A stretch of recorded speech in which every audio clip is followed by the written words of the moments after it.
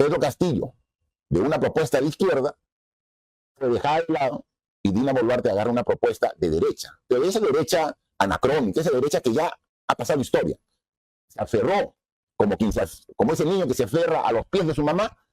Dina Boluarte se aferró así a los pies de Keiko Fujimori y dijo: Keiko, quiero que me dejes gobernar hasta el 2026. Y con la otra mano a César Acuña.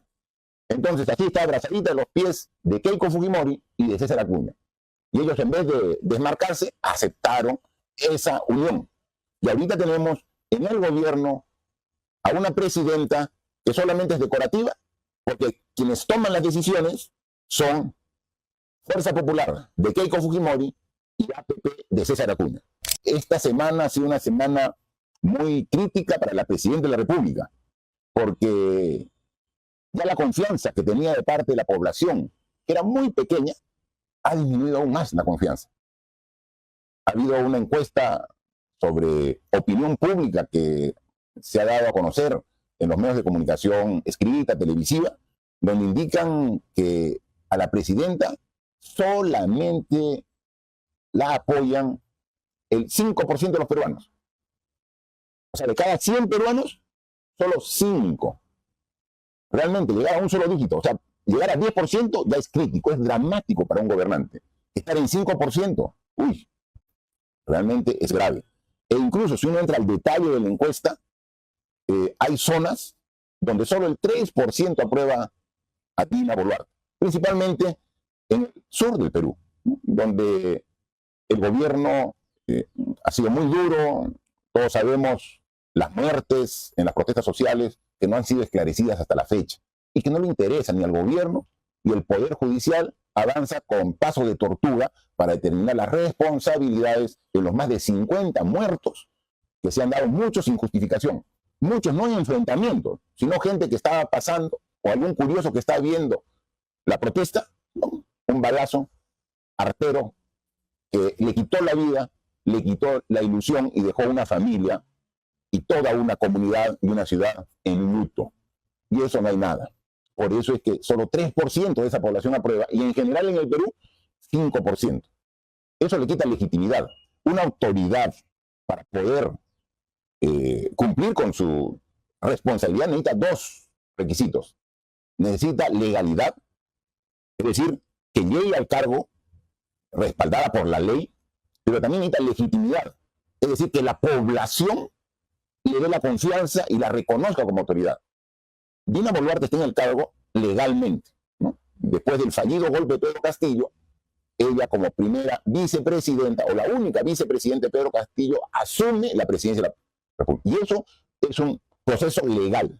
Pero desde que asume, cambió todo el mensaje y la propuesta del presidente, al cual ella acompañó en una fórmula y en una propuesta ideológica de gobierno. Pedro Castillo, de una propuesta de izquierda, fue dejada de lado y Dina Boluarte agarra una propuesta de derecha. Pero esa derecha anacrónica, esa derecha que ya ha pasado historia. Se aferró como ese niño que se aferra a los pies de su mamá. Dina Boluarte se aferró así a los pies de Keiko Fujimori y dijo: Keiko, quiero que me dejes gobernar hasta el 2026. Y con la otra mano a César Acuña. Entonces aquí está abrazadita de los pies de Keiko Fujimori y de César Acuña. Y ellos, en vez de desmarcarse, aceptaron esa unión. Y ahorita tenemos en el gobierno a una presidenta que solamente es decorativa, porque quienes toman las decisiones son Fuerza Popular de Keiko Fujimori y APP de César Acuña. Entonces, ese 5% de aprobación de Dina Boluarte también es un 5% de aprobación de Keiko Fujimori y de César Acuña, porque cogobiernan con Dina Boluarte. Son parte del gobierno actual, el fujimorismo y APP. Eso lo tiene clarito la población. Por eso, cuando defienden a capa y espada a la presidenta, saben que es parte de un acuerdo político. Cuando se presentan solicitudes de vacancia a la presidenta por los diferentes hechos que todos conocemos, son rechazados en el Congreso. Y son rechazados precisamente por el fujimorismo y por APP. Ellos rechazan y dicen: no, hay que apoyarla a la presidenta. Esta presidenta que tiene 5% y que de taquito ese 5% le corresponde a Keiko Fujimori y a César Acuña. Luego escuchamos a ministros decir algunas barbaridades, como que la encuesta no vale, porque solamente se han encuestado a 1.200 personas y que ellos trabajan para 33 millones. Por favor, que consulten a un entendido antes de hablar ese tipo de torpezas.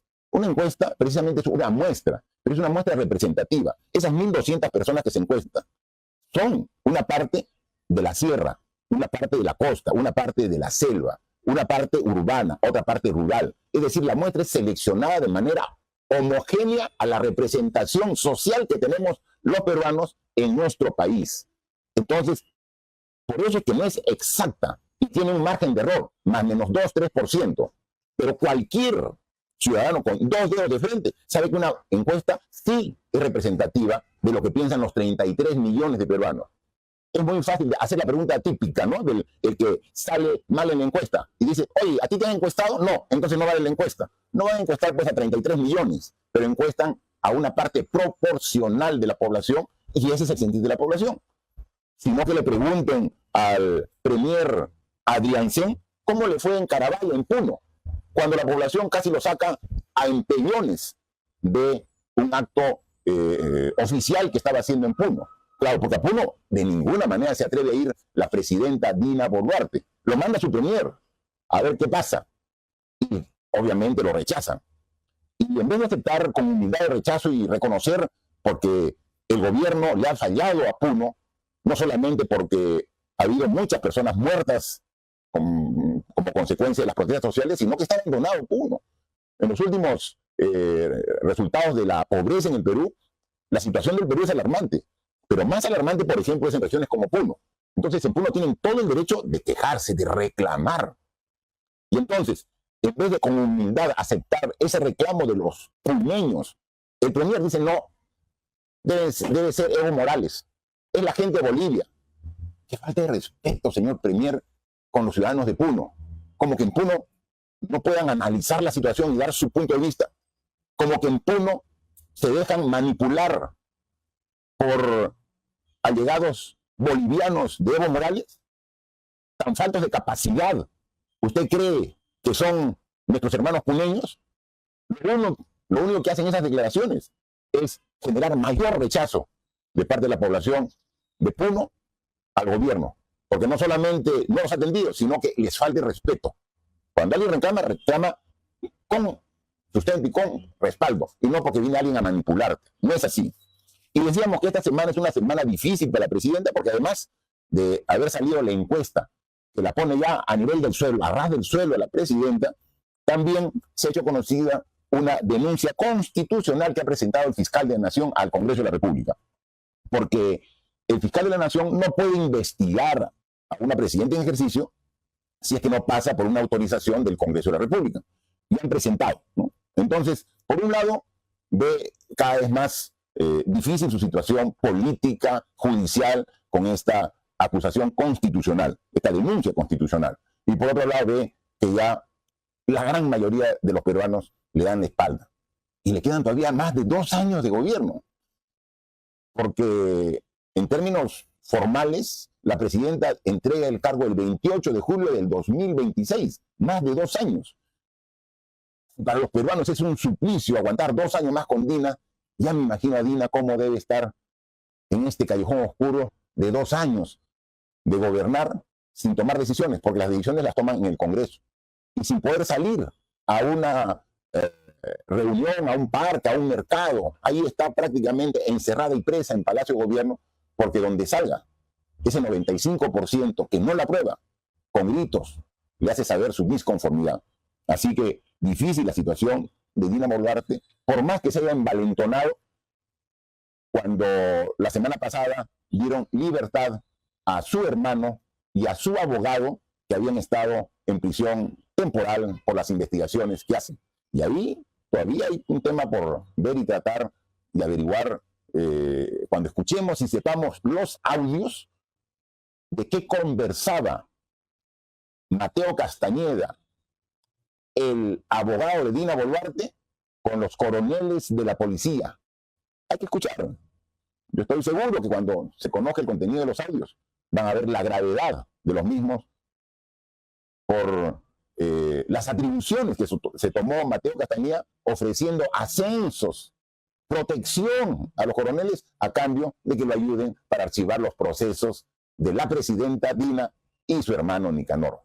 Así no se hace justicia. Esa no es la forma de hacer justicia. Y entonces vemos que los métodos de ese abogado, el abogado que eligió la presidenta Dina Boluarte, no eran unos métodos profesionales, sino conseguir como sea los objetivos que se ha propuesto.